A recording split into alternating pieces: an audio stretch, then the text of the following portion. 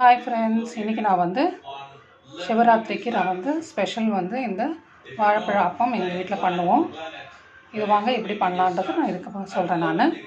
Hi friends, இன்றைக்கி சிவராத்திரிக்கு நான் ஒரு இனிப்பு அப்பம் பண்ண போகிறேன். அதுக்கு கோதுமை மாவு, வெல்லம் இப்படி நம்ம கரைச்சி எடுத்துப்போம். லைட்டாக கொஞ்சம் உப்பு போட்டுக்கலாம். நெக்ஸ்ட் நான் வாழைப்பழம் 3 எடுத்துருக்கேன். இது நல்லா பிசைஞ்சு விட்டுக்கலாம். நல்லா தண்ணி விட்டு நல்லா திக்காக பிசைஞ்சுக்கோங்க. ஏலக்காய் தட்டி போட்டுக்கோங்க.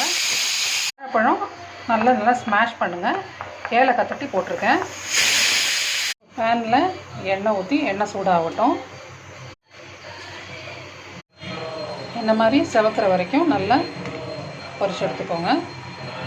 இந்த வாழைப்பழம் அப்பம் சிவராத்திரிக்கு செய்வோம்.